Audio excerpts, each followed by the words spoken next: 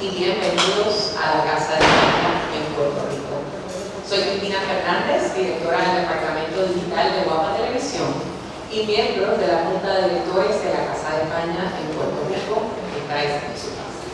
Hoy tengo el privilegio de moderar esta cátedra tan especial que inició esta mañana en la Universidad de Puerto Rico en Miami. Quiero reconocer la presencia del doctor Miguel Pérez, rector de la Universidad de Puerto Rico en Bayamón, que está con nosotros hoy, e invitar al honorable Joseph María Bosch Presa, cónsul general de España en Puerto Rico.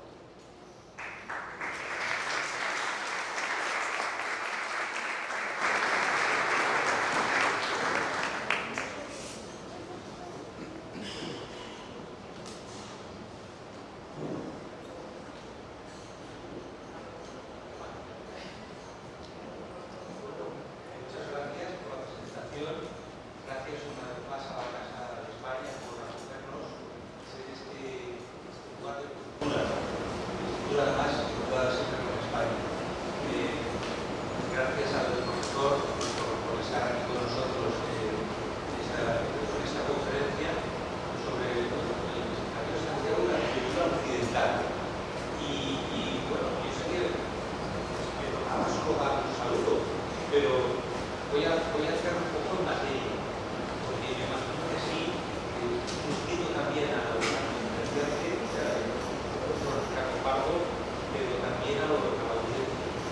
El Camino de Santiago, hoy, hace unos años, ha tomado muchísima fuerza turística y hay una incursión. El señor rector se hablaba un poco de las ganas de hacer un tramo del camino, ¿no?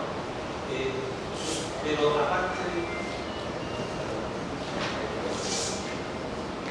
este tema místico, que puede ser cultural también, porque la gente del Camino de Santiago, pues la manera de ver España de una manera muy diferente, porque entrar más en el espíritu del país.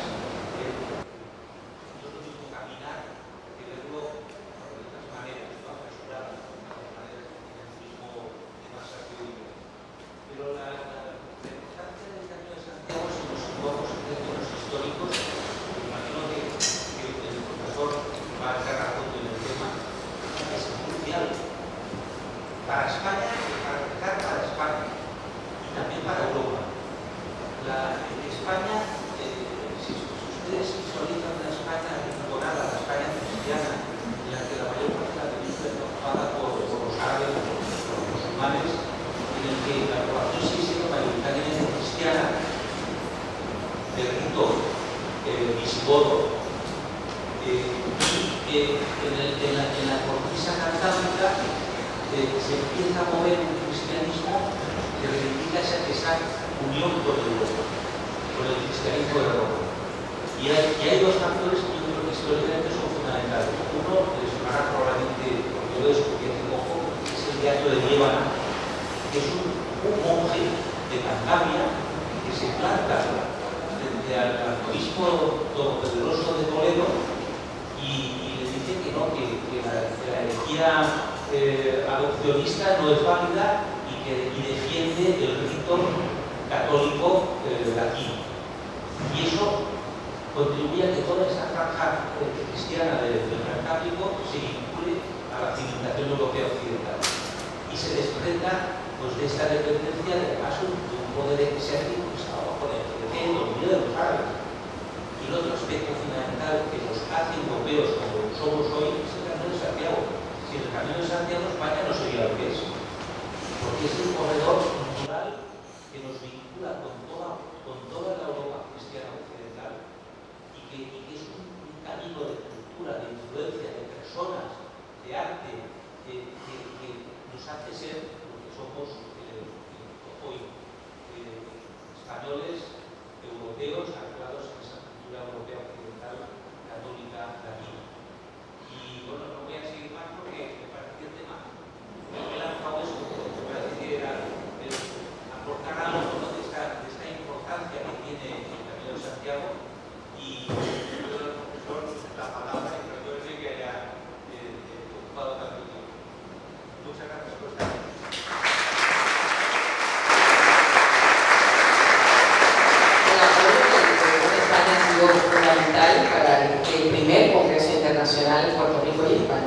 Quiero invitar en este momento al señor Francisco Millán Rajoy, consejero económico y comercial jefe de la Oficina Comercial de España en Puerto Rico de la Embajada de España en los Estados Unidos.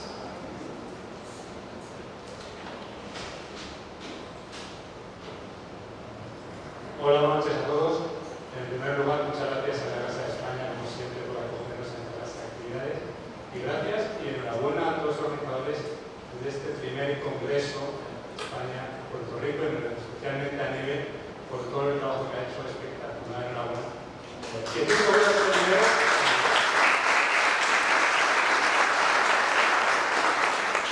Así es, el primero, pero no el último. Después de este, han ido solo una de las 4 jornadas, pero yo sé que la primera ha sido espectacular.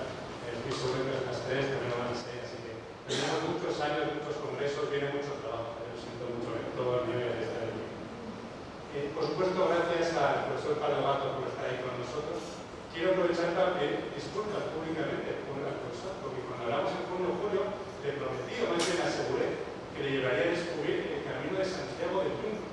No sé cuántos de ustedes sabían que hay un camino de Santiago en Puerto Rico. No es broma. Ahí hay un caballero. Hay un camino de Santiago en el Yunque que va desde Humacao, subiendo el Yunque y baja hasta la iglesia de Apóstol Santiago de Provincia. Y le dije al profesor que le llevaría, les prometo que hice todo lo posible. Conseguí el móvil del obispo, rellené el formulario en la página web, mandé email, nunca tuve respuesta. Así que si alguien tiene un contacto y nos puede ayudar a encontrar a los organizadores o alguien que está trabajando en ello, se lo agradeceríamos. ¿Alguien aquí ha hecho el camino de Santiago? Bueno, bastante. Espero que después de esta conferencia alguno más se anime. Yo he tenido la fortuna de hacerlo 2 veces. Por alguna razón, al próximo invierno, con mucha lluvia, mucha penitencia, de implicar mucho de la postura que uso a trabajar. Además, mi madre era de Santiago de Compostela, por lo que mi vínculo con el camino y con el apóstol es muy fuerte. Pero, ¿qué son los caminos de Santiago?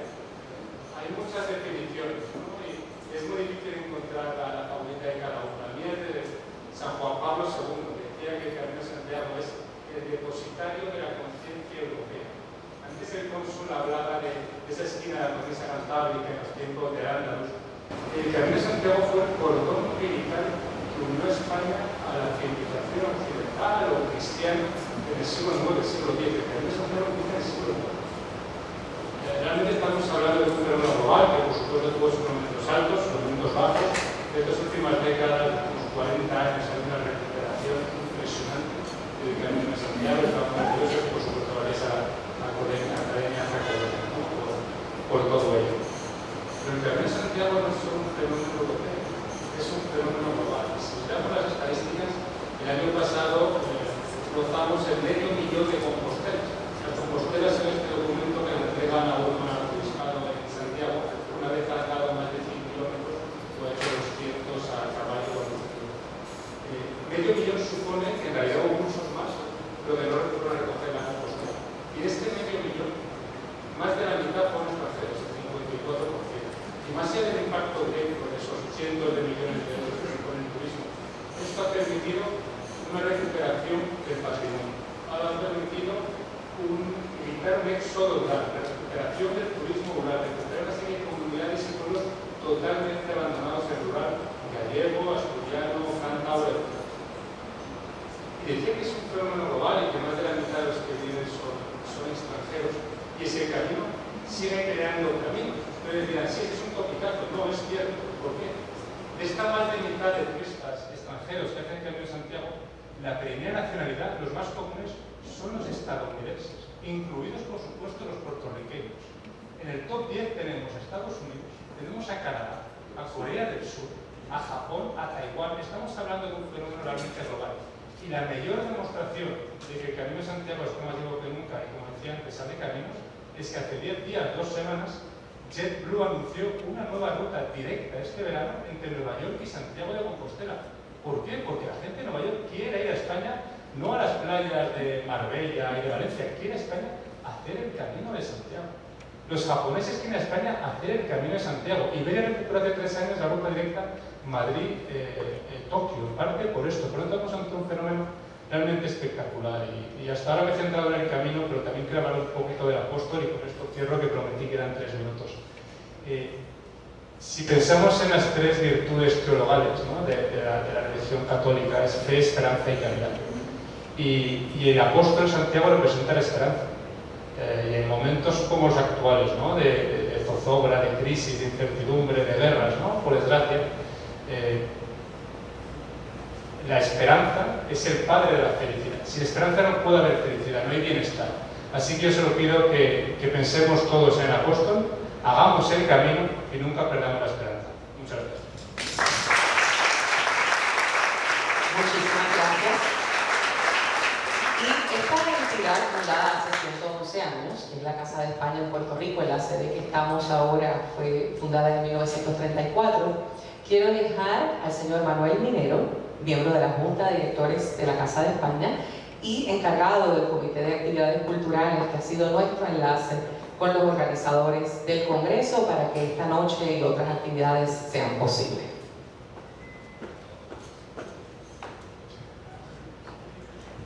Bueno, buenas noches. Yo prometí 1 minuto y medio, o sea que tengo que centrarme más. En nombre de la Casa de España en Puerto Rico, quiero darles la más cordial bienvenida a este acto que forma parte del primer Congreso Internacional Puerto Rico y España, organizado por la Universidad de Puerto Rico en su recinto de Bayamón. Esta noche tenemos el privilegio de recibir al profesor Ricardo Pardo Gatto, miembro de la Real Academia de Jurisprudencia, caballero de la Orden del Camino de Santiago y académico de honor de la Academia Checovea. Además, con estos vínculos vamos a tener seguramente proyectos muy fructíferos dentro de muy poco. También gracias a la iniciativa de nuestro cónsul, que siempre está activo en las acciones culturales. Esta noche se ofrecerá la conferencia titulada El Camino de Santiago, símbolo de la cultura occidental, sin duda un símbolo también de la cultura española y de la proyección española hacia el mundo. Y agradecemos sinceramente la presencia tanto del Cónsul de España en Puerto Rico, del consejero económico y comercial de España en Puerto Rico, del rector de la Universidad de Puerto Rico en Bayamón y los patrocinadores de este congreso, así como de nuestro presidente de la Casa de España, don José Santiago, que disculpamos su ausencia, se encuentra de viaje y siempre decimos que estaría encantado de poder estar aquí con una noche tan especial como esta. Permítanme también expresar un reconocimiento muy especial a la doctora Nieves de Los Ángeles Vázquez y a su equipo, por supuesto, que del Departamento de Humanidades de la UPR de Bayamón, que ha hecho un extraordinario trabajo, del que ahora está recogiendo sus frutos en esta organización del Congreso y que nos ha permitido participar para reforzar estos lazos culturales, académicos y históricos entre España y Puerto Rico. Para la Casa de España es un honor servir como sede a este encuentro y seguir existiendo como un espacio de diálogo y de encuentro entre nuestras dos culturas. Muchas gracias y bienvenidos.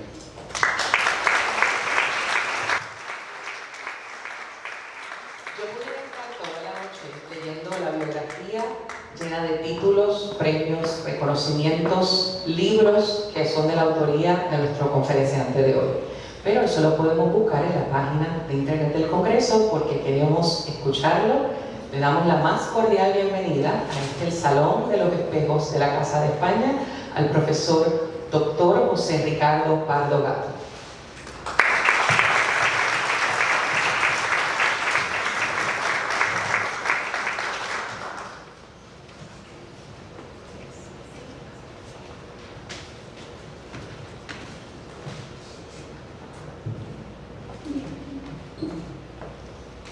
Bien, muchas gracias por la presentación, la verdad es que apabulla.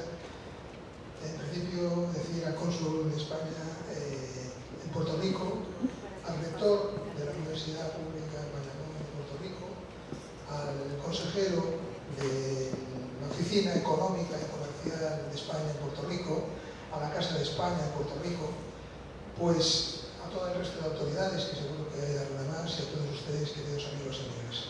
Bien, un dogma de la antigüedad decía aquello de que la mayor de las virtudes son los agradecimientos, y mis primeras palabras tienen que ir precisamente encaminadas a eso, agradecer. Agradecer a la Universidad Pública de Puerto Rico en Bayamón que tuviese la iniciativa de organizar un congreso como el que se está llevando a cabo en estos días, en estos 4 días. Y si puedo personalizar, ya lo dijeron aquí los que me precedieron en el uso de la palabra, pero señalaría a Nieves Ángeles Vázquez, que se puso en contacto conmigo junto con Rafael Maldonado de Guevara, que yo creo que son los auténticos mentores, ¿no?, de este congreso, y les agradezco la iniciativa y además lo bien que se está llevando. Conozco por profesión y por la cantidad de congresos en los que he estado y que he organizado, y conferencias y jornadas y seminarios, lo complejo que es la logística y la preparación de un congreso. Y un congreso de este tipo internacional, créanme que no es nada sencillo organizarlo, que resulte atractivo para la gente y que se lleve a buen término como este se está llevando a cabo. Por lo tanto, muchas gracias. Agradecer también que me apabulla el tema de que sea en la Casa de España de Puerto Rico, yo no lo sabía, y tampoco que iba a hablar casi 2 horas, ¿no? En primer lugar, en la Casa de España, una casa de arquitectura española, andaluza, una auténtica casa que decirles que a la que me une, como español, lazos también familiares. Por parte materna tuve familiares aquí, en Puerto Rico, ya fallecidos, tengo familiares en Cuba y también tengo familiares, en este caso paternos, en Miami, por lo tanto, y sin embargo a Puerto Rico nunca había venido, con lo cual para mí también es un acto en este sentido de agradecimiento el estar hoy aquí. Y en el otro lado del extremo, el tema del tiempo que se me ha estipulado, yo como jurista les podría decir, y si hay juristas en la sala, que hablar 2 horas casi ininterrumpidas supondría por el Tribunal de la Haya un delito de lesa humanidad. No les quiero someter a eso, sobre todo por los agravios que está habiendo actualmente en el mundo, ¿verdad? Entonces intentaré ser lo más cercano posible, y además soy de los que creo que las conferencias tienen que llegar a la última persona de la sala, no solo a la última persona de la sala, sino también al conocimiento de la última persona de la sala. Por tanto, hablaré, que por cierto, con las intervenciones que tuvieron tanto el cónsul, que me precedió, como también con Francisco, ¿verdad?, pues casi han dicho estructurado parte de lo que yo les voy a decir. Añadiré varias cosas, me están indicando, no sé si que lo hagan. Bien, así se me oye mejor. Vale. Sí, es fundamental, si no se oye, pues aún es peor para llegar a la gente, ¿no? Bien, pues iniciando un poco la conferencia, yo nunca suelo echar mano de autores ingleses, porque hablo de los renglones torcidos en el escribir anglosajón de la historia. ¿Qué quiero decir con eso? Que los ingleses, como siempre, han arrimado, como todos los países por otra parte, a su historia, a sus intereses. Han exaltado sus éxitos y han dejado en detrimento otros éxitos como los españoles. Pero bien vale una excepción con William Shakespeare. Yo creo que bien vale una excepción. William Shakespeare venía a decir aquello de que el pasado es el prólogo del presente. Pues bien, de lo que les voy a hablar hoy aquí, el Camino de Santiago tiene mucho de pasado, tiene mucho de presente y tiene mucho de futuro. Bien, cuando yo empecé, tengo que decirles también por qué he estado aquí, por qué he desarrollado esta parte de mis investigaciones, ¿no?, sobre el camino. Pues bien, yo accedí a principios de este siglo, que ya llevamos un cuarto de siglo, pues accedí al archivo catedralicio compostelano de la mano del que era deán en su momento Manuel Calvo Tojo. Manuel Calvo Tojo era profesor de Derecho Eclesiástico en la Universidad de Santiago y deán de la catedral. Le sobrevino una enfermedad, un problema cerebral que finalmente acabó con su vida, y cuando tuvo la enfermedad cedió el deanato a José María Díaz. José María Díaz, que era deán y que ya simultaneaba el cargo con el archivero catedralicio. Pues bien, en el tema de agradecimiento, siempre que hablo del camino, agradezco el que me permitieran acceder al archivo sobre el que estuve investigando en distintos momentos durante 7 años. En esos años publiqué distintos artículos, distintos trabajos en revistas medievalistas, como Jacobus, Compostelano, y también en algo de lo que les voy a hablar aquí, de los aspectos jurídicos, sobre todo en las revistas jurídicas de esas regiones de España por donde transcurre sobre todo el camino francés, revista jurídica de Navarra, de Asturias, de Castilla y León, de Galicia. Pero como un buen amigo con el que mantienes una relación epistolar, obviamente la vida te lleva por unos derroteros a veces distintos, por caminos distintos. Y fue una relación que fui dejando, fui cogiendo, siempre estuvo ahí. De hecho, desde que cuando era pequeño mis padres me llamaban en los años santos jacobeos. No voy a dar por hecho que sepan ustedes cuánto es un año jubilar. Un año jubilar es cuando el 25 de julio coincide en domingo. Por tanto, en 2027 será año jubilar. Están a tiempo de emprender el viaje, de pensar en ese viaje y sobre todo en lo que les voy a contar aquí. Igual les echa para atrás si no lo hacen, pero la idea sería esa. Bien, pues iba con mis padres, ya tenía una cercanía sobre el camino y el permitirme acceder pues, al tema de investigación de los archivos me llevó a que después, posteriormente, en el 2018, empecé a volver a investigar y dándole vueltas para hacer una tesis, que es la que tienen aquí delante ahora, el Camino de Santiago a la luz de la historia y el derecho. Bien, la traje a colación y los libros que voy a aparecer o que aparecerán aquí reflejados los reflejo porque en este caso he cedido los derechos. Esta a la diócesis de Santiago y otros al tema del Ministerio de Defensa, lo diré en su momento. No traería libros para que ustedes los compren. Yo no me muevo por ese ámbito. Pues bien, pues al menos en el ámbito de publicaciones. Bien, pues en esa tesis doctoral lo digo porque siempre debe ser agradecido, como digo, y hay que citar un tercer agradecimiento, que es a Paolo Giuseppe Caucci Monsaut. Con ese nombre quizás a ustedes no les diga nada, pero es la máxima autoridad mundial, no solo del peregrinaje a Compostela, sino del peregrinaje cristiano. Luego hablaré de los tres fundamentales que existen en la humanidad. Pues bien, Paolo Caucci hizo la gran obra Roma, Santiago, Jerusalén, y tuvo a bien venir desde la Catedral de Perugia, ya mayor, era emérito, a presidir mi tesis doctoral y luego a prologar el libro, con lo cual estaré eternamente agradecido. Bien, de aquí saldrán ciertas imágenes, pero hay una parte importante que he introducido imágenes, es profeso para este trabajo, para esta conferencia, que espero que les ilustre. Bien, dando un paso más, diré que el Camino de Santiago, de acuerdo con el título de la ponencia, el título de la ponencia es el Camino de Santiago, los símbolos de la cultura occidental. Los organizadores me preguntaban, ¿por qué no lo ligas a España? Precisamente porque quiero darle sentido de universalidad. ¿Por qué universalidad?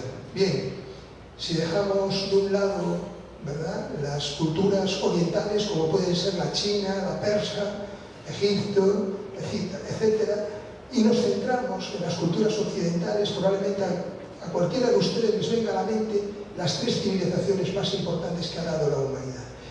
Y lo digo esto porque siempre va a haber cosas buenas y cosas malas, pero la historia deja a la postre lo que es el sello de la civilización que ha establecido o lo que ha aportado. Pues bien, en ninguna de ellas están los anglosajones ni los franceses. Para mí, la civilización principal, inicial, a nivel occidental, fue la griega. La aportación de los principios filosóficos griegos de la mano de Sócrates, Aristóteles, bueno, todos los, ¿verdad?, filósofos griegos conocidos del momento. Esa filosofía la trasladaron luego al derecho romano. Aquí se habló ahora de Roma, ¿verdad? Roma no solo nos dejó la impronta de su arquitectura, ¿verdad?, que todos conocemos, acueductos, viaductos, anfiteatros y demás, las estructuras, los caminos, toda la ingeniería increíble. Dejó algo fundamental. Dejó el digesto. ¿Qué es el digesto? Es el compendio jurisprudencial y legislativo que había hasta ese momento. En una obra, en este caso es un grabado de principios del 16, pero realmente la obra se gestó en época romana. Y bien, era el vademecum de la época, era el Google de la época en su momento. En latín marcaba las directrices del derecho que se debía aplicar en todo el Imperio Romano y más allá del Imperio Romano.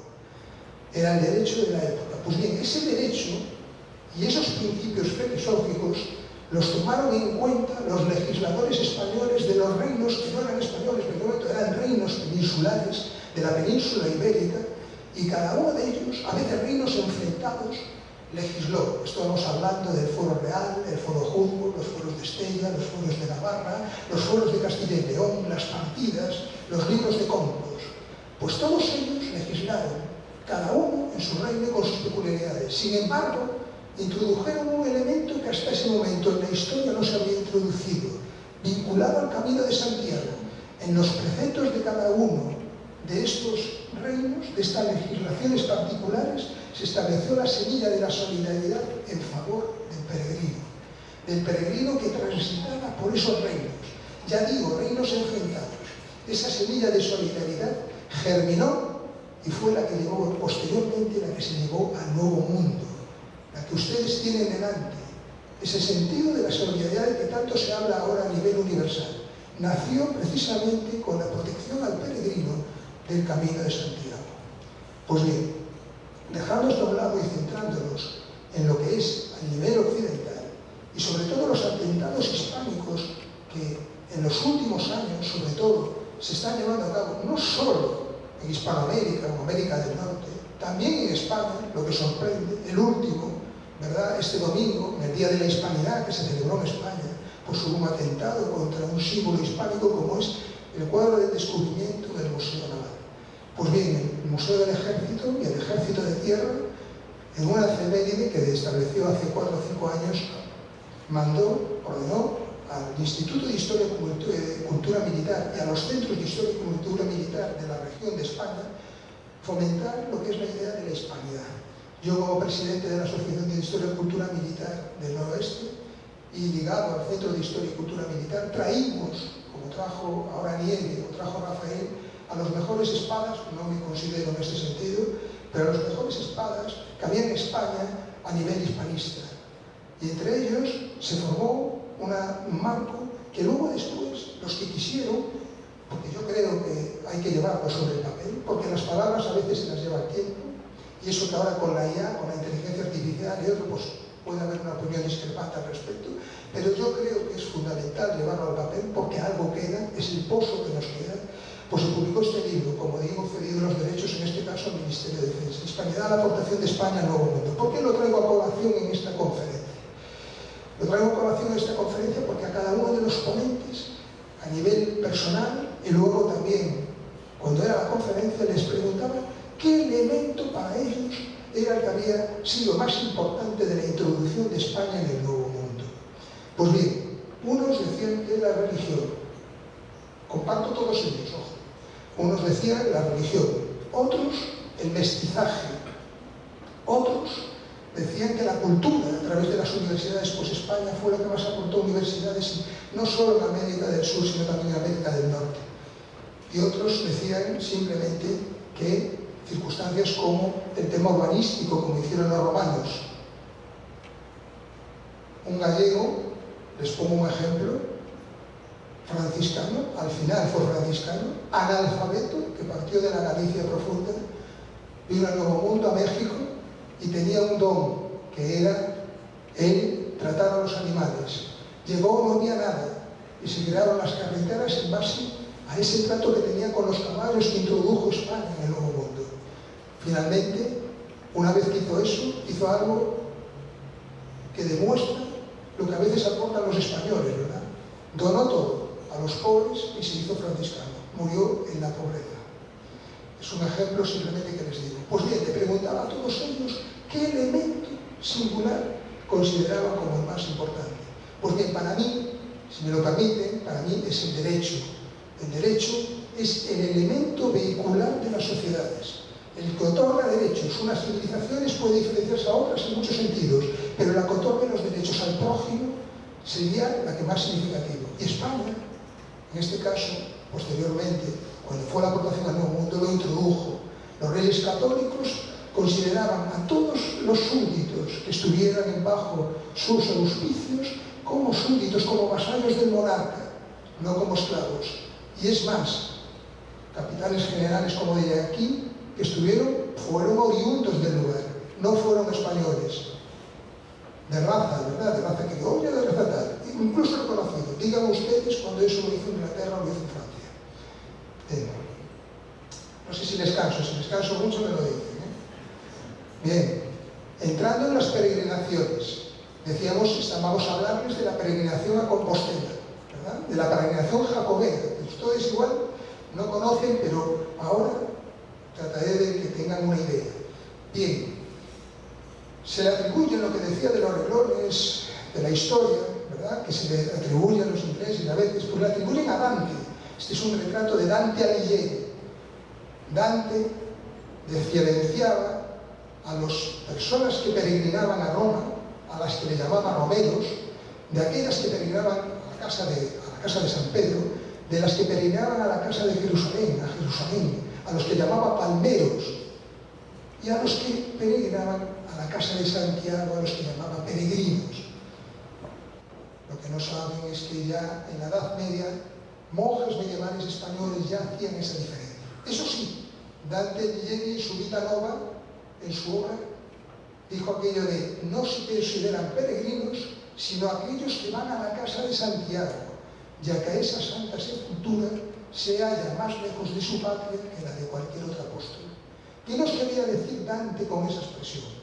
Por un lado, la dificultad que era en el antiguo mundo el peregrinar a Compostela. Compostela está cerca del Finisterrae, en los romanos el fin de la tierra. El Finisterrae era complicado llegar allá, más difícil incluso que a Jerusalén. El Mare Nostrum se cruzaba con barcas, o a Roma, que estaba en el corazón de Europa. Sin embargo, era mucho más complicado. En segundo lugar, la preeminencia del apóstol por encima de otros. El apóstol Santiago era de los apóstoles preferidos de Jesús y el que peregrinó lo que fue el cristianismo en Hispania. Por tanto, le consideraba esa preeminencia, y de hecho, al decir que no se considera peregrino al que llega a la casa de Santiago, está diciendo la preeminencia sobre todo sobre la peregrinación a Roma o a Jerusalén. Los papas de Roma llegaron a tener recelo de la peregrinación a Compostela por el gran número de peregrinos que acudían a Compostela, a diferencia de los que conducían o que llegaban a Roma o a Jerusalén. Bien. Para mí hay dos momentos, y lo dijo Francisco Millán en su intervención, fundamentales, dos siglos fundamentales, no solo en la historia de España, sino en lo que hoy somos, en lo que hoy estamos aquí. La historia, como decía un ponente hoy, que nosotros la historia no la podemos cambiar, es la que es, pero eso es una reminiscencia. Para mí, el siglo XVI y el siglo IX. En el siglo XVI, dos batallas, la del siglo XVI y del siglo IX. En el siglo XVI, 1571, la batalla de Lepanto, una representación de la batalla, donde el ilustre literario Cervantes participó en ella.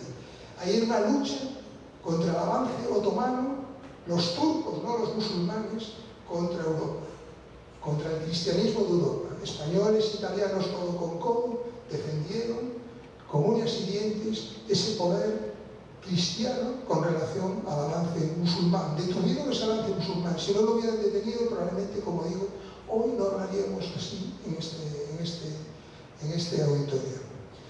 Bien, hay que decir que, como chascarrillo les diré, que cuando se cumplió el 400 centenario de la segunda parte del Quijote, el Ministerio de Defensa encargó que se difundiera la figura, ¿verdad?, de Cervantes. Y ahí hubo una lucha intempestiva entre mar y tierra. La Armada decía que Cervantes era de 1/3 de marina y tierra era de 1/3 de infantería. Eso tanto da. Era un soldado de 1/3, cristiano, devoto del apóstol de Santiago y que embarcó un barco.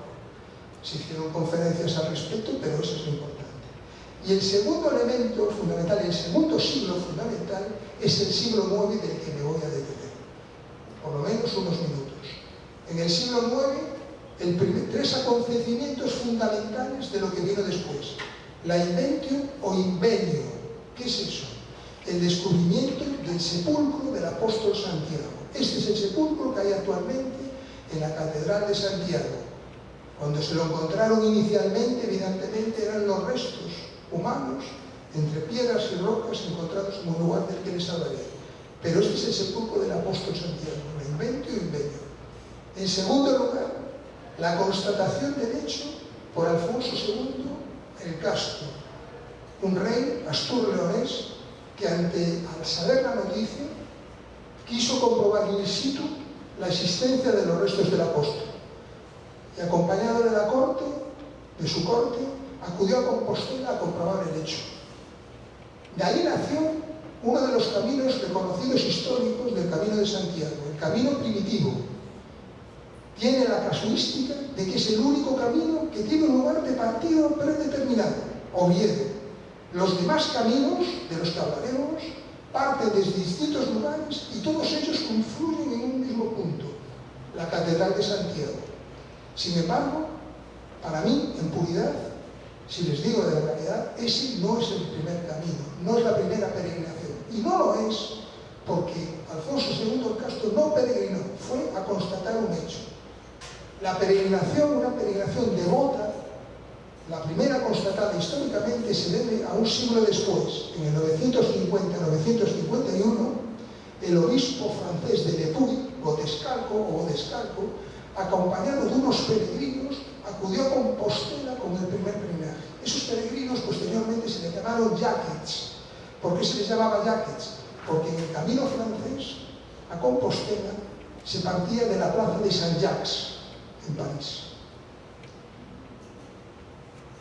Tercer elemento fundamental de este siglo, la otra batalla que les comentaba, la batalla de Clavijo, datada por los historiadores en el 834, otros la datan en el 844, 10 años después, y otros muchos la ponen en franca reserva de realidad.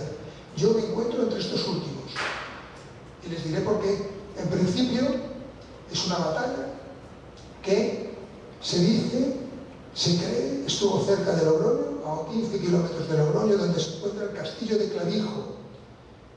Pero les comentaré lo que les dije en un documental que se grabó para la televisión de Galicia hace ahora con motivo del último Saconeo. Vinieron a mi despacho con otros historiadores y me empezaron a preguntar en una hora, una retaíla, sin haber tenido el sumario antes, y la primera pregunta que me explicaron, la primera pregunta que me dijeron fue nada menos qué significado, qué origen tiene el Camino de Santiago. Y le dije la respuesta que les voy a decir ahora. Para mí, particularmente, tiene dos. Una, un origen evidentemente religioso, como es la existencia o la creencia en la existencia del apóstol Santiago, de los restos del apóstol Santiago en Compostela y el deber de peregrinación. Y una segunda, que viene al hilo de lo que decía el cónsul en su intervención, de ese avance, si con Lepanto fue el avance otomano, en la batalla de Clavijo avanzaban en ese momento los musulmanes por la península. Casi habían tomado la península ibérica, solo quedaba el noroeste español. Y aprovechando el hecho del descubrimiento del apóstol, se aprovechó, porque todos son simbolismos, la existencia de la batalla de Clavijo. ¿O alguno de ustedes creen que el apóstol Santiago, blandiendo su espada, iba sobre un caballo en esa batalla de existir? Obviamente no, pero era un hecho del momento histórico para abandonar a los cristianos y evitar el avance musulmán en la península, lo que finalmente se consiguió. De esta batalla nacieron al menos dos símbolos. Por un lado, el símbolo iconográfico del apóstol Matamoros, del Santiago Matamoros.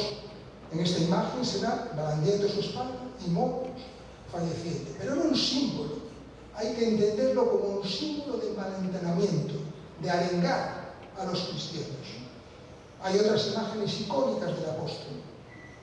No voy a decirles, bueno, si estamos amigos aquí, podemos entenderlo, o deberíamos de entenderlo. Cuando vino el Nuevo Mundo, hay la figura del Santiago Mataindios, pero era con la labor de lo que era arengar a los que iban al Nuevo Mundo por los peligros que se pudieran acechar.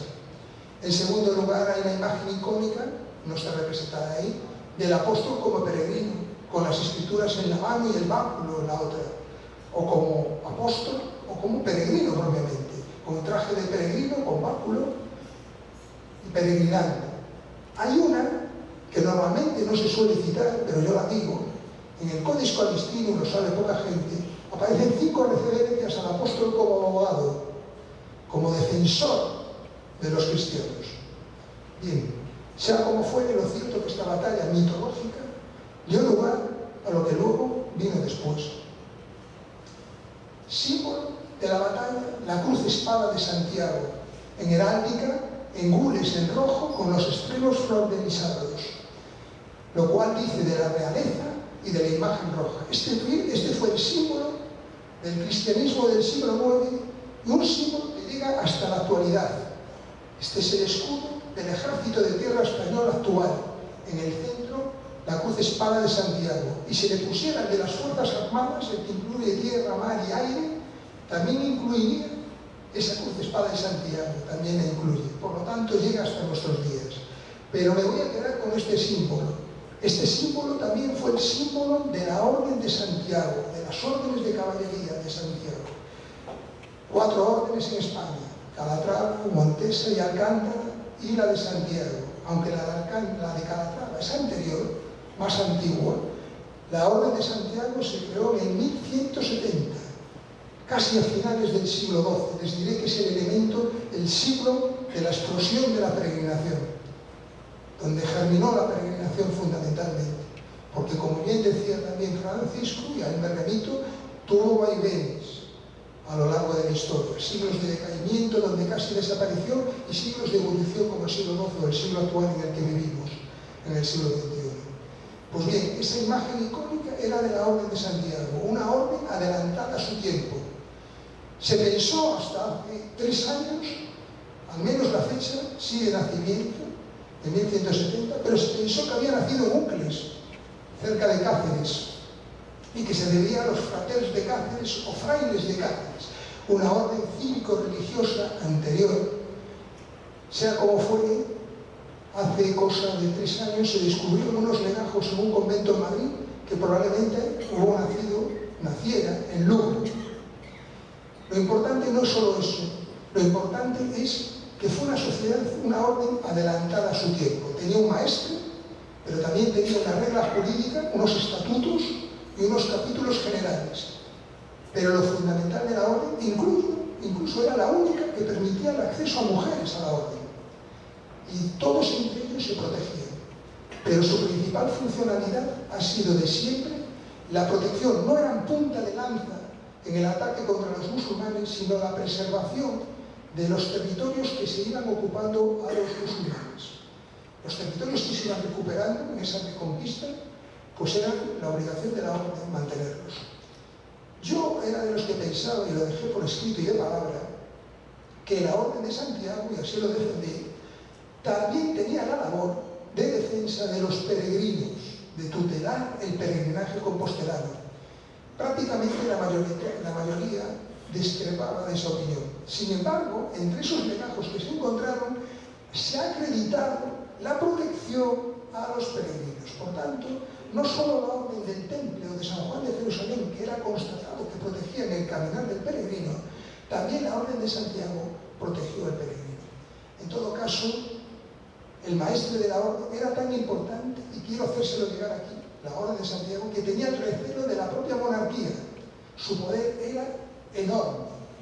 Portugal intentó imitarlos, e incluso el caballero que obtenía estar dentro de la orden tiene un estatus especial, un estatus singular, casi cercano al propio monarca. Un ejemplo que les voy a poner y que todos conocerán al respecto, este cuadro. Seguro que muchos de ustedes lo conocen, pero por si acaso, yo creo que es un cuadro archiconocido, quizás el símbolo del Prado, ¿verdad? Las Meninas. Las Meninas es el cuadro entre cuadros, guarda historias entre historias. Los propios cuadros que están en la imagen tienen historias. Los propios reyes en el espejo. La persona que se va y no se sabe exactamente quién es, sí que se sabe ahora, pero esas son otras historias. Lo que les quiero traer a colación es que una especialidad de este cuadro es que el pintor se autorretrató en el cuadro. Si lo ven a mano izquierda, Velázquez se autorretrató y de hecho ha hecho una figura pequeña. ¿Y qué tiene Velázquez en su pecho? La cruz de espada de Santiago, grande en gules, en rojo. Pues bien, ahora se sabe que cuando pintó el cuadro no pertenecía a la Orden de Santiago. Podía tener la cantidad de regalías que tenía y de condecoraciones. Y sin embargo, pintó la cruz de espada de Santiago para pedirle al monarca que le concediera el honor, lo cual al final se lo concedió. Imaginémonos la importancia que era la Orden de Santiago. Otro ejemplo que se los voy a poner es, por ejemplo, se lo comentaba antes con Manuel, en la primera circunnavegación a la Tierra, Magallanes Elcano, ¿verdad?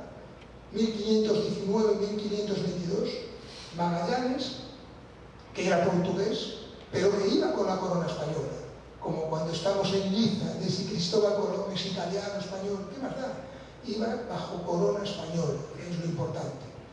Pues bien, cuando fue el centenario, los portugueses rápidamente fueron a enarbolar la bandera ¿verdad?, de que Magallanes era portugués y demás.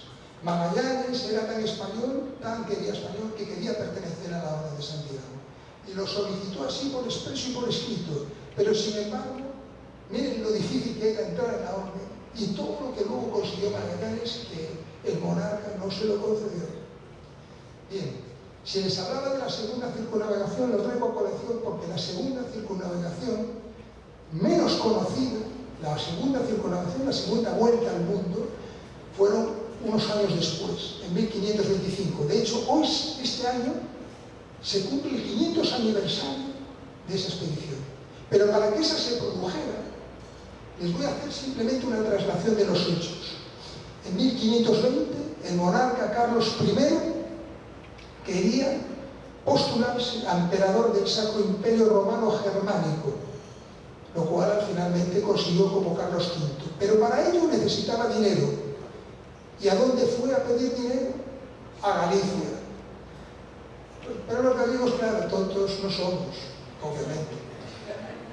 Y claro, además de celebrar cortes en Coruña, en la iglesia del Sancti Spiritus, se alejó en el convento de San Francisco, en un pueblo de Melide, llamado Melide de Galicia, se reunió con el todopoderoso arzobispo Fonseca y con los mayores nobles de Galicia encabezados por el conde Fernando de Andrade. Pues bien, ellos le dijeron: sí, te vamos a dar ese dinero, pero tú nos vas a dar ciertas cosas a cambio. Y le fueron pidiendo varias cosas, pero una tan importante y que pocos saben a veces, ¿no? Le concedió la casa de contratación de la especería. ¿Qué es eso? La casa de contratación de Indias estaba en Sevilla. Después de descubrir Cristóbal Colón en 1492 América, y después de Magallanes Elcano, ¿verdad?, hacer la circunnavegación, pues la casa de contratación de Indias en Sevilla era relevante. Sin embargo, Coruña quería postularse como casa de contratación de la especería. En una carta dirigida al monarca y que él recepcionó, se valoraba una determinada serie de peticiones y además de, digamos, elementos favorables para que estuviera en Coruña. No les voy a hablar de todos ellos, pero les voy a citar tres. Uno, si mejor eran las corrientes partir de Sevilla al Nuevo Mundo, hacia Puerto Rico, por ejemplo, para la vuelta, cuando llegaban con las riquezas que conseguían, por las corrientes marinas era más fácil llegar al norte de España, concretamente a Coruña, al puerto de A Coruña. El segundo motivo, el comercio posterior de esas riquezas con el Nuevo Mundo. Con el Nuevo Mundo no, con el resto de Europa. Italia, Francia, Flandes, Dinamarca. Y un tercer elemento que pocos conocen para fomentar el peregrinaje allende nuestras fronteras. Ya en 1520 se volvió a insistir en el interés, acabado de casi de conocerse que había un nuevo mundo, de fomentar el peregrinaje. Miren la esencia, la importancia que tenía ese evento, por la cercanía de la Catedral de Compostela. Pues bien, de esa casa de contratación de especería partieron tres expediciones. ¿Qué buscaban? Lo que buscaba Colón, que luego encontró un nuevo mundo. Buscaba las Molucas, las riquezas de la época, que eran pues el clavo, la nuez moscada, las especies, ¿verdad? Era la riqueza con la que se comerciaba en ese momento y la riqueza que podían traer a España. Pues bien, en una travesía sin precedentes, dieron la vuelta al mundo partiendo de A Coruña en 1525 la expedición de la Odisea. Las otras dos no les voy a comentar porque no vienen a cuento. Las tres no llegaron a conseguir absolutamente nada de ninguna especie, llegó a pisar suelo español. Pero ¿qué ocurrió? Que los mayores navegantes de la época en ese momento participaron en esa expedición. 7 navíos, ¿verdad? 4 naos, 2 carabelas y un patache, construidas 4 de ellas en el País Vasco y 3 en Galicia. Iban a bordo los navegantes más importantes: Francisco Jofré de Loaísa, que pereció; Elcano, que había participado en la de Magallanes, en la primera vuelta al mundo, que pereció también. El próximo año, en agosto, se cumple el 500 aniversario de su fallecimiento. Pereció en el intento. Como no, Francisco de Oces, que iba en la carabela San Lesmes y que también pereció, puso nombre en esa expedición por haber llegado, porque iban hasta el Cabo de Hornos, al mar que cruza el Cono Sur y la Antártida, como Mar de Oces. El escribir anglosajón de la historia nos dice que es el Paso de Drake, mal llamado Paso de Drake. Mucho antes Francisco de Oces ya lo ha visto. Luego les comentaré sobre eso. Y otro, por ejemplo, Rodrigo de Triana. Si ustedes no lo saben, fue el vigía que iba con Colón y que avistó por primera vez lo que fue el Nuevo Mundo. Pues bien, casi todos perecieron, 425 personas. La monarquía hispánica aprestaba flotas para navegar por el orbe. Navegar en aquella época, en pleno Renacimiento, era una odisea de resultado incierto. Imaginémonos lo que era peregrinar en esos barcos, auténticas conchas, partir de una ciudad como Coruña, cruzar todo el Atlántico y, a diferencia de seguir la senda de los portugueses, llegar, intentar una nueva ruta, pasando, ¿verdad?, el Cabo de Hornos, y luego enfrentarse a un océano 3 veces superior. No conocían mapas, era como si ahora ustedes vamos a un planeta que no conocemos, no sabían dónde iban. El escorbuto, las enfermedades,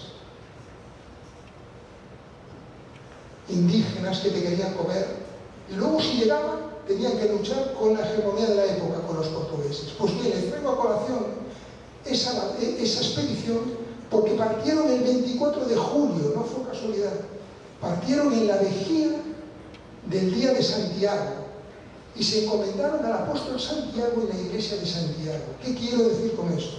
Que llevaron a Santiago no solo al lado de la vuelta al mundo, sino que también al Nuevo Mundo.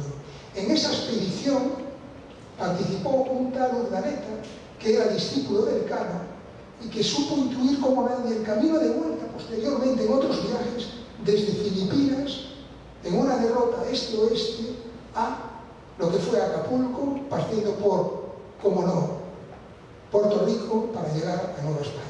Bien. Esta es un grabado de época de cómo salieron esos navíos encomendados al apóstol Santiago hacia esa circunvalación. Otra batalla que traigo a colación del simbolismo, la batalla de Pavía. Nuevamente un gallego, Alonso Pita la Vega, participó, nada más y nada menos que también en 1525, en enero, se cumplió el 500 aniversario en esa batalla. ¿Y qué hizo en este caso Alonso Pita de Vega como acto heroico? Se enfrentaban a los franceses, pero antes de enfrentarse, un estandarte fue recuperado. ¿Cuál? El que ven ahí, el aspa de Borgoña o cruz de San Andrés. El siguiente símbolo que no tomó el relevo, fue coetáneo como el símbolo de la cruz de espada de Santiago largos siglos. El aspa de San Andrés ondea, ¿verdad?, en el castillo del Morro. ¿Qué es el aspa de San Andrés? Es la cruz de San Andrés, del santo San Andrés, porque no quiso morir crucificado como Cristo, murió crucificado en aspa. Y lo que ven ahí son las volutas de los troncos, esas espigas que aparecen ahí, las volutas de los troncos. Pues bien, esa aparece ondeando en el castillo del Morro por el simbolismo español. Por un lado, la bandera puertorriqueña, por otro lado, la bandera americana y por otro lado, la bandera del aspa de Borgoña. Pero claro, hay que decir que esa bandera no duró todo el tiempo. No obstante, duró largos siglos. Era la bandera de los tercios de infantería. Posteriormente, otra bandera que también conoce y que ondea muchas veces, ¿verdad?, en el hospital, en el convento de Nuestra Señora de la Concepción, que es la rojiguardia. En 1785, Carlos III modificó ese aspa de Borgoña por la rojiguardia. ¿Por qué lo hizo? Porque los buques españoles, cuando se sentían peligrando por otros buques ingleses, a veces cañoneaban, pero a veces eran buques españoles, porque la bandera era blanca, el fondo era el mismo, y necesitaban un paño de color que la diferenciara, y de ahí vino el concurso y luego la bandera rojiguardia. Pero bien, centrémonos en el castillo del Morro. ¿Por qué llegó esa bandera ahí? Concretamente, aparte desde un inicio, que ya la llevaron los primeros que llegaron a Puerto Rico, en 1582 se nombra por Felipe II al primer capitán general y justicia mayor del Reino de Puerto Rico, Diego Méndez o Diego Menéndez de Valdés, que fue por Felipe II reconocido con el hábito de la Cruz Espada de Santiago, formó parte de la Orden de Santiago. Bien, ser capitán general fue una institución que partió también de Galicia. Este es un libro que se publicó hace ahora un año, del que soy autor, cedí los derechos al Ministerio de Defensa, la antigua Capitanía General y Real Audiencia de Galicia. Los Reyes Católicos crearon la primera Capitanía General en Galicia. ¿Y qué era la Capitanía General? Le daban una labor, una función bicéfala, es decir, impartían las órdenes castrenses, las órdenes ejecutivas, pero también paralelamente impartían justicia, eran los jueces del momento. Y eso fue lo que hizo Diego de Menéndez de Valdés aquí en Puerto Rico.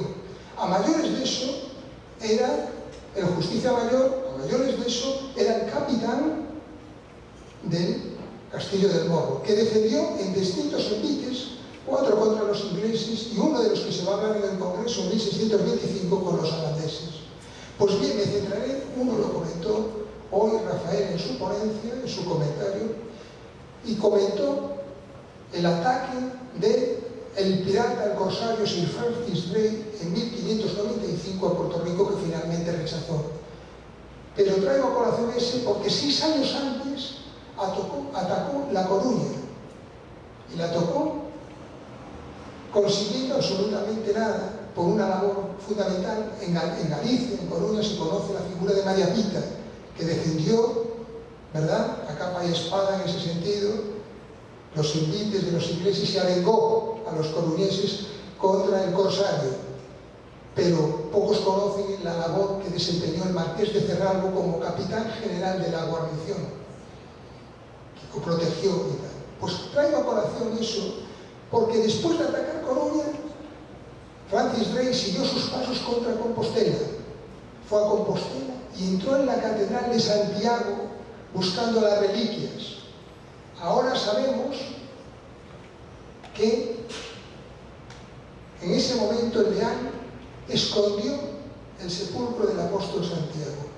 ¿Y por qué lo sabemos? Porque a finales del siglo XIX, otro deán, Antonio López Ferrero, escribió la historia de Santiago, de la Catedral de Santiago, en 11 tomos. Uno de ellos lo tengo en el original. Pues bien, ese deán hizo una cosa, la primera prospección arqueológica a la Catedral de Santiago, al sepulcro del apóstol. Y ahí se vio que había escondido realmente el féretro del apóstol y que impidió que los ingleses pudieran hacerse con él.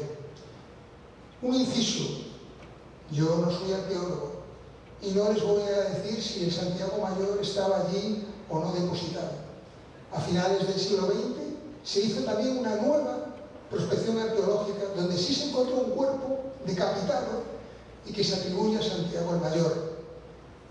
Pero yo no les voy a decir, sino es un tema de creencia.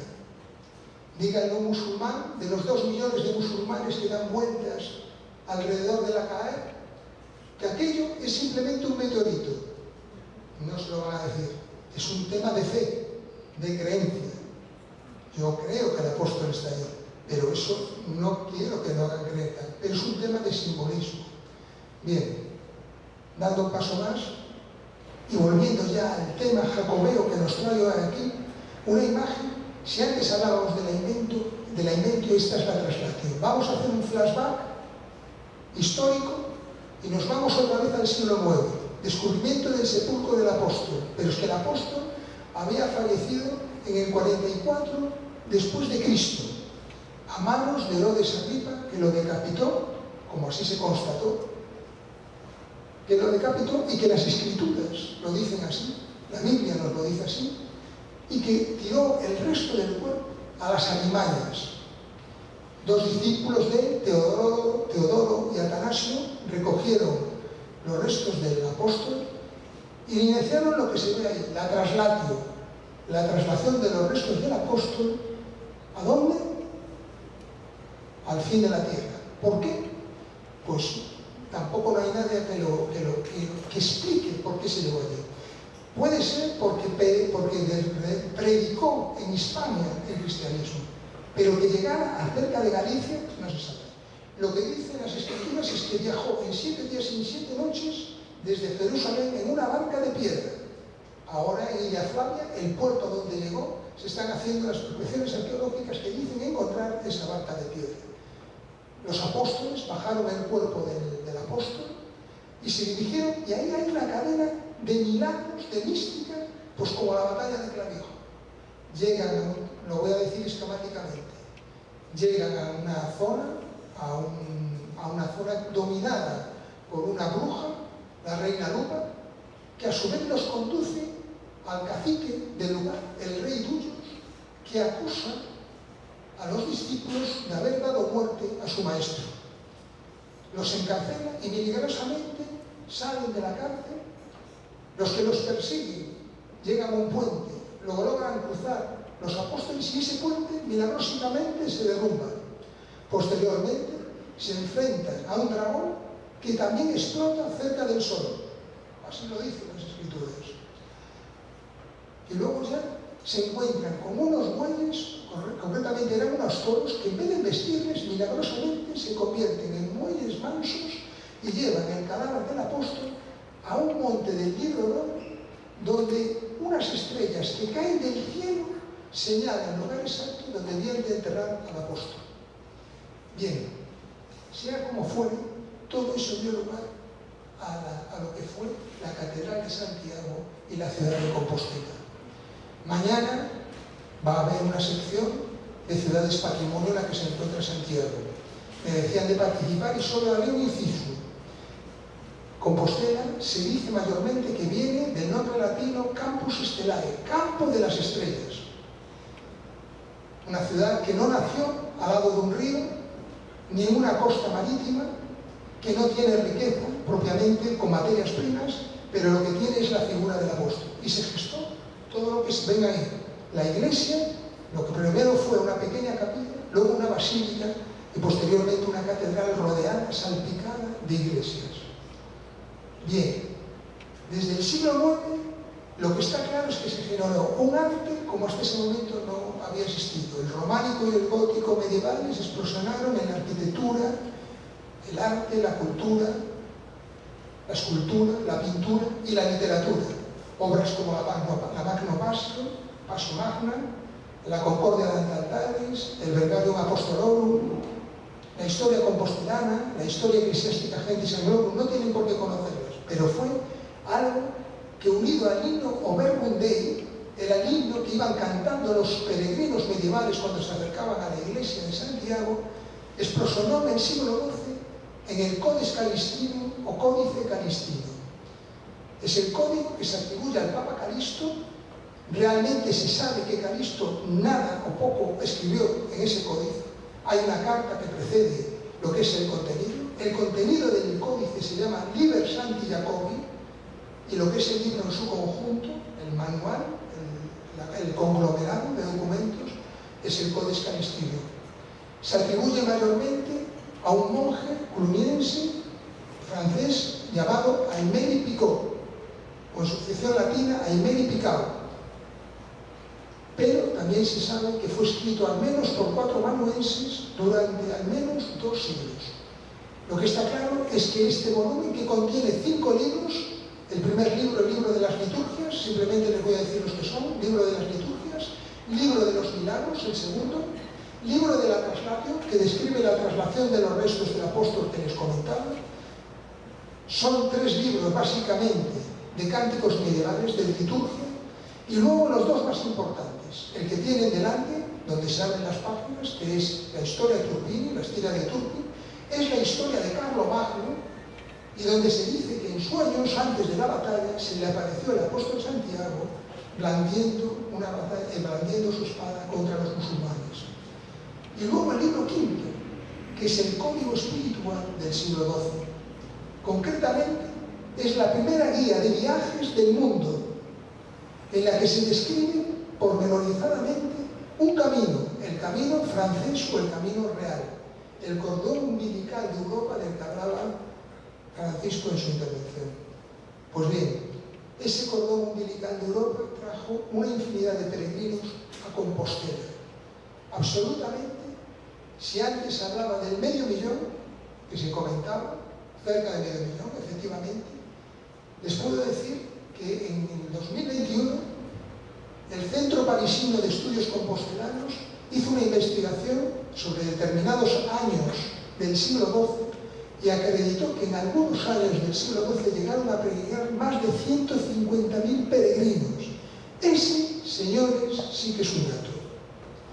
Imaginémonos por un momento, hagamos una abstracción y pensemos en los ojos de un peregrino del siglo XII, sin caminos señalizados, en guerra, donde se guiaban por el sol en el día y por la noche, por la Vía Láctea, cuando la noche lo permitía, cuando no estaba cubierta, que tenían una serie de dificultades inmensas y que, sin embargo, llevaron a la cristalización de lo que fue el Camino de Santiago. Bien, voy a hacer un inciso y voy a echar mano simplemente de una letanía que escribe el Códice Calistino, no la leeré toda, porque esto es imposible casi de descifrar, de decir, pensamos que ahora hemos descubierto el Camino de Santiago, que llegamos a él, pues, X naciones. En el siglo XII, lo que dice el Códice Calistino es la distinta procedencia de gente que venía a Compostela. Y dice así: francos, normandos. Si me canso, igual tiene que meterme así. Francos, normandos, escoceses, irlandeses, galos teutones, íberos, gascones, bávaros, los impíos navarros, vascos, godos, provenzales, garascos, loreneses, gautos, ingleses, bretones, de Cornualles, flamencos, frisones, alogores, italianos de Apulia, pontiveños, aquitanos, griegos, armenios, dacios, noruegos, rusos, joriantos, nubios, partos, rumanos, gálatas, efesios, medios, toscanos, calabreses, sajones, sicilianos, asiáticos del Ponto, de Bitinia, indios, cretenses, jerosolimitanos, antioquenos, galileos, sardos, chipriotas, húngaros, búlgaros, eslavos, africanos, persas, alejandrinos, egipcios, sirios, árabes, colosenses, moros, etíopes, filipenses, capadocios, corintios, elamitas, mesopotámicos, libios, cirinienses, de Panfilia, de Sicilia, judíos y otras innumerables gentes de toda lengua, tribu y nación acuden a él en caravanas de falanges, cumpliendo sus votos al Señor, en acción de gracias, rindiendo culto a sus alabanzas. Y dice a continuación: también van allá los pobres, los dichosos, los violentos, los caballeros, los plebeyos, los poderosos, los ciegos y los mancos, los aristócratas, los nobles, los guerreros, los ricos hombres, los obispos, los abades, unos descalzos, otros desnudos, quienes cargados de cadenas para hacer penitencia. ¿Qué nos quiere decir con esto? En primer lugar, la gran cantidad de gentes distintas, de distinta procedencia que acudían a Compostela. En segundo lugar, el número incisante de gente que en el siglo XII acudía a Compostela. Y en tercer lugar, los distintos motivos de peregrinación. Dice, no solo la peregrinación voluntaria, había una peregrinación penitencial, como les voy a comentar. Y en cuarto lugar, la distinta clase social de la gente que iba. Iban los ricos, los obispos, los clérigos, pero toda la gente de distintos signos. Bien, lo que está claro es que sobre ello se generó un derecho. Y sí que les voy a decir, no les voy a cansar con el ámbito del derecho, porque no serán legos en derecho, pero sí que creo que deben de saber algo que es importante tener en cuenta. Bien, el Camino de Santiago supuso la génesis de un ius gentium, de un derecho de gentes, pues con él nació un derecho internacional, o más bien un derecho internacional privado, protector del peregrino, en el que, como les decía al principio, extrañamente coincidieron distintas legislaciones y que solo se empezó a diluir con la pérdida de religiosidad propia de las penitencias. Bien, los peregrinos cuando acudían con Compostela iban con una concha, con una venera. Concretamente es un molusco que se cultiva, se recoge en Galicia, que era la vieira. ¿Y por qué los llevaban cosido adherido a su ropa? Para identificarse como peregrinos, para su salvaguarda, para su identificación personal. Y si para toda partida era necesario portar carta del párroco o del obispo para acreditar que se iba a Compostela de día o de noche, de tierra o por mar, a visitar la tumba del apóstol, para la vuelta era fundamental disponer de lo que comentaba Francisco también, de la Compostela. Pero no la Compostela que se sigue ahora alegremente de un sitio a otro para llegar a Compostela y luego ponerla en un marco. No, no, era una Compostela que acreditaba que era un salvoconducto de regreso al país de origen. Porque, amigos, los peregrinos tenían que ir, pero tenían que volver, en peregrinaciones que duraban meses o incluso años, que muchos, como diré, morían en el intento. Bien, Alfonso X el Sabio, tomando como referencia el fuero real, hizo constancia en las partidas del derecho que le asiste a los peregrinos de ser asistidos, tutelados y defendidos en el peregrinaje. Incluso no tenían que pagar por pasar entre reinos, antes se cobraba un tributo, pues se les eximía del pago del tributo. Esos privilegios llegan hasta los reyes católicos. Pero es un derecho que se llena, que entra de lleno en todos los ámbitos del derecho. En el derecho privado, en el derecho penal, en el derecho mercantil. Así, en el derecho civil, y no les voy a cansar, era habitual el trueque entre los peregrinos, cambiar permuta por cosa en el peregrinaje medieval. También hay la existencia de contratos físicos de compraventa, de porteo o de puenteo, así como de determinadas transacciones comerciales, fianza, prenda o partición de bienes. En aquella época, en la Edad Media, abundaban peregrinos que por lo general eran equiparados a los mercaderes, porque ambos venían de tierras lejanas, no sabiendo bien el fuero que se les aplicaba. La mayoría de la doctrina considera esta equiparación como algo normal. Yo soy una rara avis en este sentido y digo que no. No se les puede, no pueden asimilarse unos a otros por el fin que perseguían en su peregrinaje. Y es que, como rezan las partidas, aquellos peregrinos que van con intención de servir a Dios y pedir el perdón de los pecados, deben ser siempre mejor recibidos que todos aquellos que van con intención de ganar algo. Bien, en el ámbito del derecho civil, les puedo decir que muchos de los peregrinos a Compostela, por las enfermedades, por todo lo que tenían por las penurias que pasaban, muchos de ellos fallecían durante el peregrinaje. En este sentido, todas esas legislaciones que les comenté, medievales, establecieron el derecho de testar del peregrino y castigaban severamente a todo aquel que le impidiese al peregrino testar. Los fueros de Castilla incluso permitieron el testamento verbal, que lo tenían que testimoniar varios vecinos del lugar.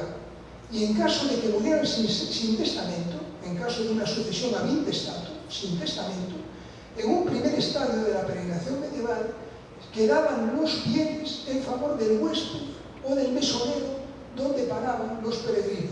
En un segundo momento se consideró que debía de quedar en manos de los peregrinos que los acompañaban.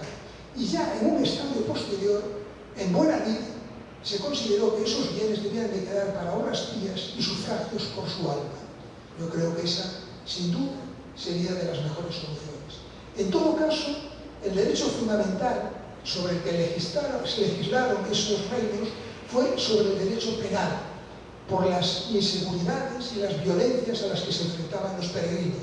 Maleantes, pícaros, vagabundos, acechaban al peregrino tanto en el campo a través, como en las posadas. En este sentido, las cantigas de Alfonso X el Sabio, los libros de Contos o el propio Cades Calistino establece que a los peregrinos, ¿verdad?, que fuesen violentados, ese castigo de su agresor podría conllevar la horca. Ahí es nada. En este punto también diré algo significativo, que me queda poco tiempo, voy a acabar. En ámbito de derecho hay que decir también que normalmente siempre que pensamos en la peregrinación, sobre todo actualmente, pensamos en la peregrinación de un acto de devoción individual.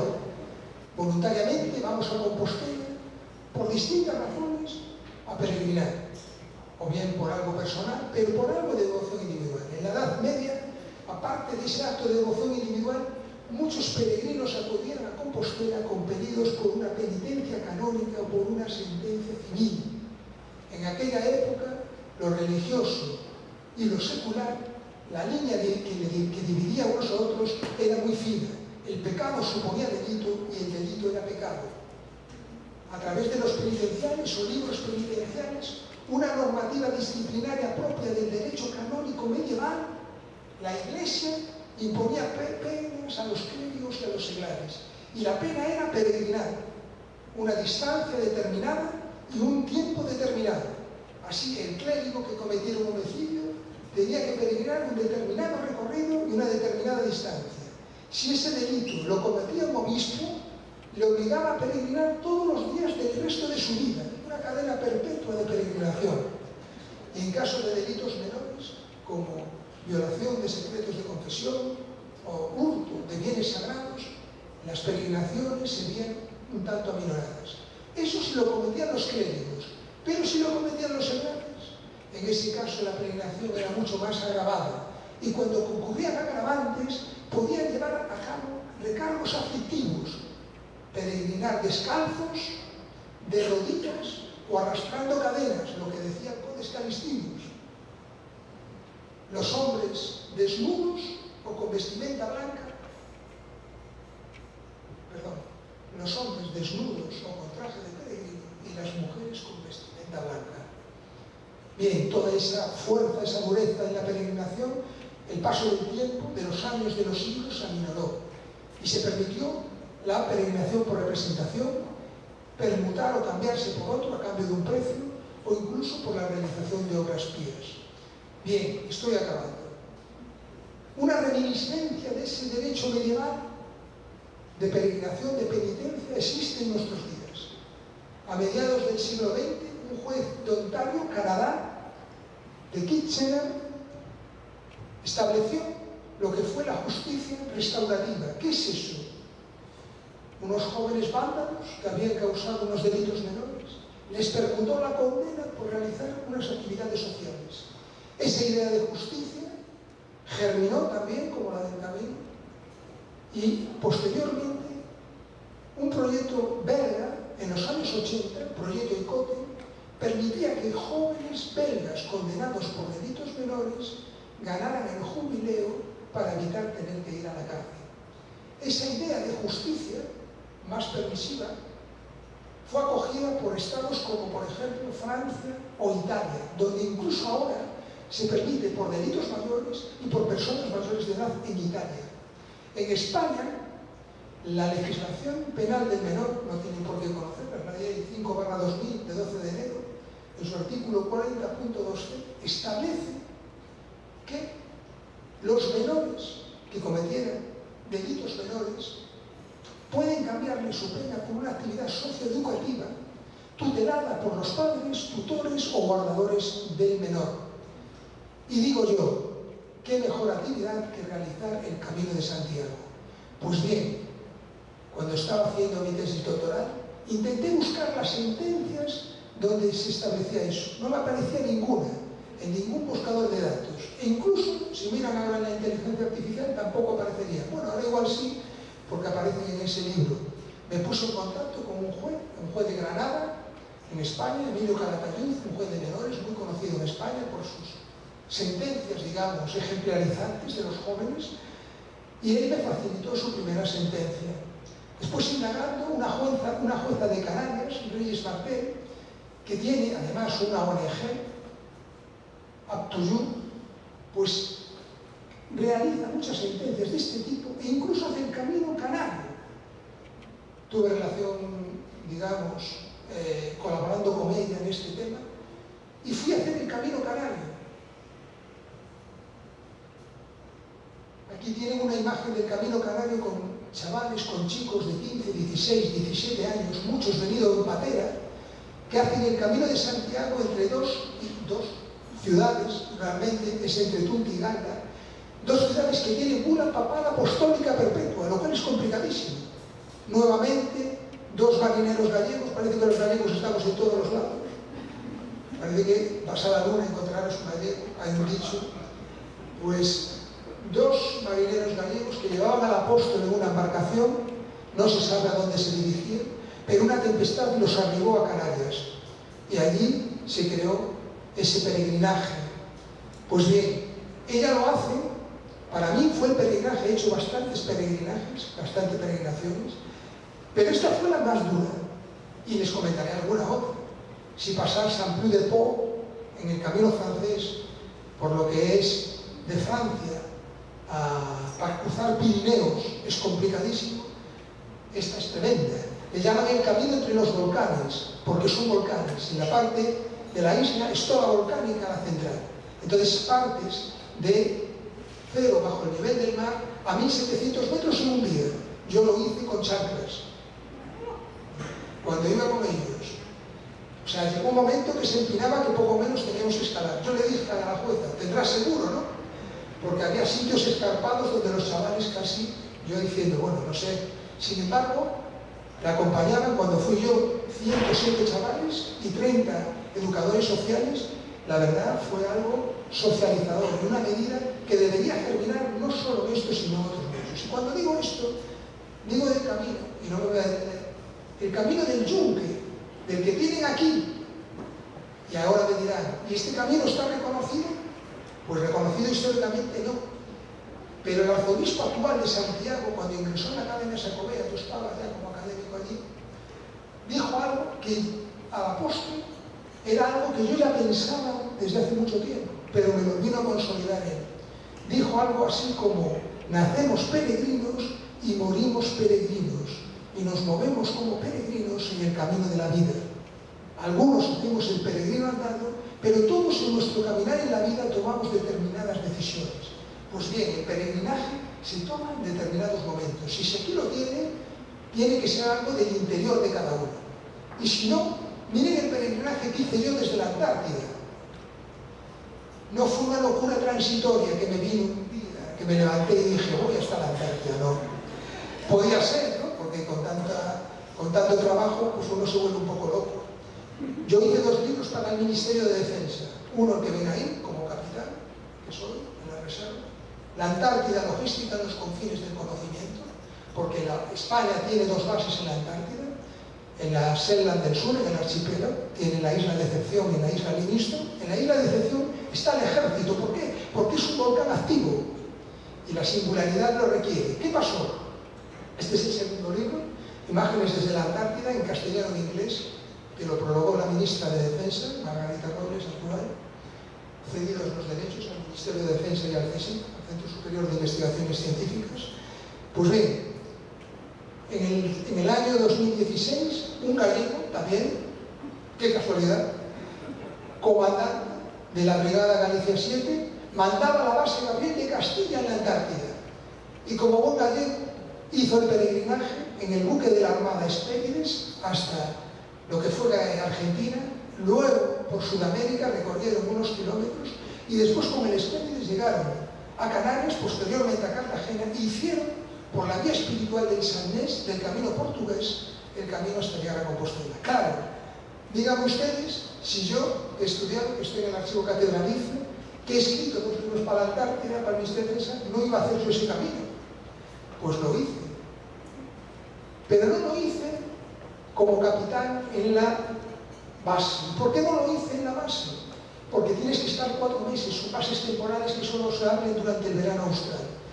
Yo 4 meses de mi vida, con todas las obligaciones que tengo, pues no, me era imposible. Y lo hice después de la pandemia del COVID. Antes les comentaba, al principio, lo del año jubilar, que es un 25 de julio. Pues bien, he de decirles que hubo solo 3 veces en la historia donde el Papa permitió que ese camino se reprodujera un año más. Durante el siglo XIX, durante la Guerra Civil Española, por razones obvias, y también durante la guerra epidemiológica que hemos vivido con el COVID. Pues bien, yo deposité mi tesis en 2021, la tesis esta de la historia en Deusto, publicada en ESADE también, y la defendí en Año Santo Compostelano, en 2022. Eso debe de ser la primera vez en la historia que pasa. Una historia sobre el camino. Pero ¿qué hice después?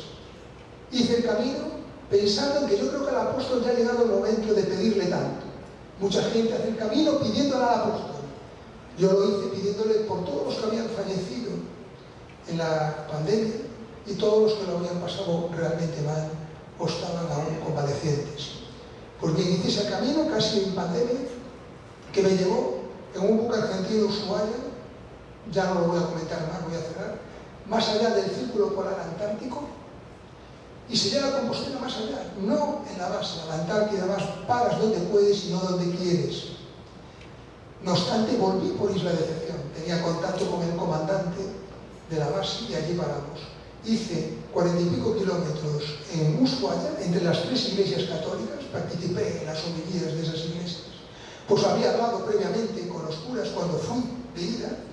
Hice otros 40 y pico kilómetros en Argentina con la presidenta de la Asociación de Amigos del Camino de Santiago de Argentina, y luego lo rematé por el camino inglés desde la iglesia de Santiago de Coruña, desde donde devotamente en la expedición de Loaiza se encomendaron al apóstol, en un día y medio, 87 kilómetros. Llegué con fuerzas. Debe de ser que el apóstol me dio vitamina para poder asistir. Esta fue la credencial. Esta es la credencial que tienen que rellenar. Primero se dice dónde partes, y ahí fue el capitán donde, pero vamos, no entremos en tal. Y luego lo que es la Compostela, la certificación compostelana. Esta es la certificación, no es propiamente la Compostela donde acredita el peregrinaje. Y simplemente quiero terminar diciendo eso, reiterando que el camino debe de hacer de un camino interior, con independencia de donde se haga. Y simplemente una cita de 2 españoles para mí, que para mí tienen una especial consideración. León Felipe decía: ser en la vida Romero, Romero solo que cruza siempre por caminos nuevos. Ser en la vida solo que cruza siempre por caminos nuevos. Ser en la vida Romero, sin más oficio, sin otro nombre, sin pueblo. Ser en la vida Romero, Romero, solo Romero. Y un gallego, cómo no, el gallego por antonomasia Castelao, que se cumple este año, en 100 años, como se dice en Galicia, de su pasamento, de su fallecimiento, en su obra cumbre, siempre en Galicia, dijo así: Europa, lo diré en castellano para que me entiendan, Europa representó al apóstol a semejanza de sus peregrinos, con esclavina y chapeo cubierto de conchas veneras, un libro en la mano derecha y un bordón en la izquierda, los pies descalzos en actitud de andar, todo como se ve en la cumbre de Saint-Jacques de París, a modo de santo protector de los caminos, símbolo de la alma viajera de Europa, una España y una Galicia que les acogerá con brazos abiertos, si no es antes, en el Xacobeo 2027. Muchas gracias.